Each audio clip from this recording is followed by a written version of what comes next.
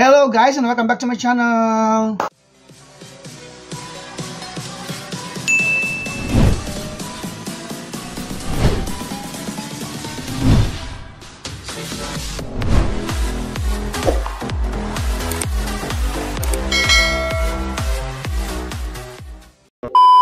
For today's video, another trending product na naman ang aking share sa inyo guys at i-review ko. Kung ano yon, please watch this.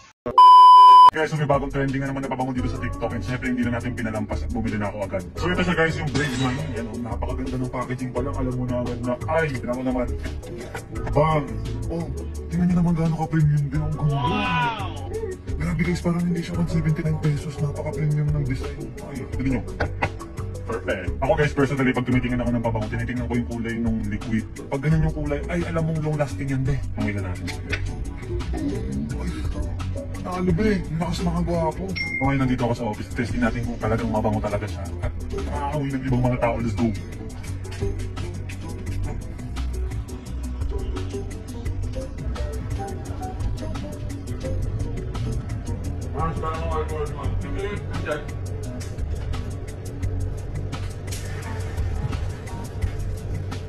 Walang pinapaprint mo sa akin, pero na-print ko na.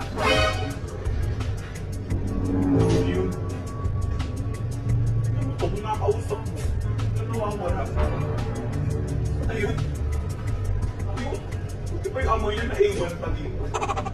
Baka amoy ba yan? Kay Corn. Amoy ko pa siya.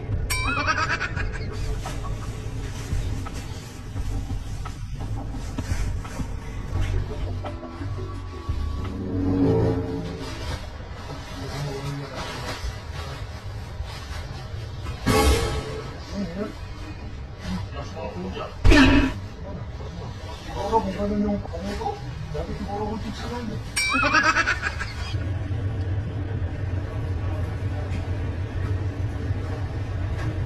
Yan, nakatila ako.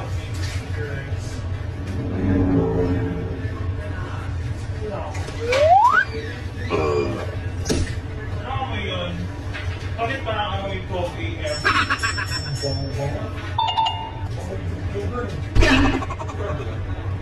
Pili ko mamahalin yung bawang niya.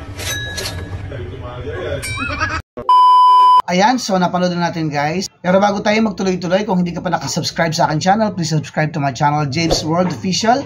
At pakihit po ang like at ang bell button para lagi kayong updated sa aking mga bagong video. Yun na nga guys, so meron tayong i-review ngayon ang perfume na Brave Man. Paano ko na-discover? Kasi meron akong friend na gumamit nito. At nung naamoy ko, sabi ko, ang bango naman. And on time na yun is magbe-birthday ako. Kaya naregaluhan na lang na ako ng Brave Man. So ito yun. Pero ang kaso ngayon is, naubos ko na siya guys. Ito yung bote niya. Napakaganda rin ang bote niya. Parang imported talaga na product. Tsaka mamahalin na pabango.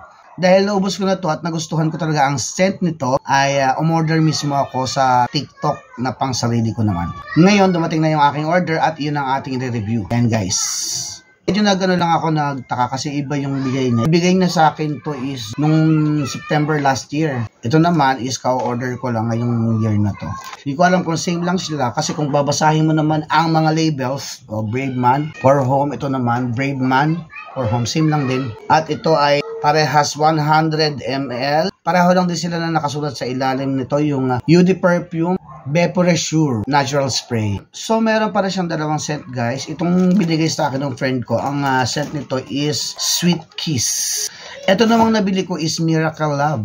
So check natin tong Miracle Love na to. Pero itong Sweet Kiss, promise mabango to. Gustong gusto ko to. Okay, ang box pa lang is parang talagang mamahalin ha. Medyo matigas ang box niya. Charan! Oh, same lang din siya guys.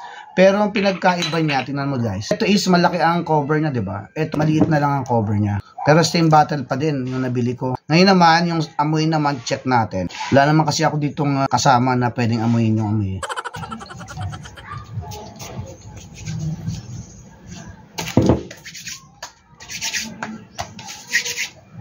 Mabango siya guys. Alam mo ba, sobrang bango niya. Para ka nagpabango ng mamahalin. Wala akong maikumparang amoy eh. At oil base siya. Ito kasi, iba rin ang bango nito. Parang sweet lang to. Parang mararamdaman mo na fresh ka lang. Ito naman, matindi to. Kasi iba yung amoy niya talaga. Parang nagpapabango sa opisina, parang papasok ka sa trabaho. At sabi nga nila is patagal din tumawala. Okay, the best. Sa panahon ngayon, actually, di mo na kailangan ng mamahaling perfume. Nung bata ako, talagang mahilig ako sa mga mamahaling. Ngayon, dahil nagkakaedad siguro tayo, nagkakaroon na tayo ng practical mind. Kaya bilhin natin ng medyo mamahalin. Doon na lang tayo sa mga affordable at the same time, sulit pag ginamit mo. Gaya nitong Brave Man na to, grabe to power. Kung gusto nyo i-try itong Brave Man na perfume na to, pwede kayo pumunta sa aking TikTok shop, James Dibo. Sobrang sulit ito guys at 100 plus lang din naman po ang pagkakabili ko dito.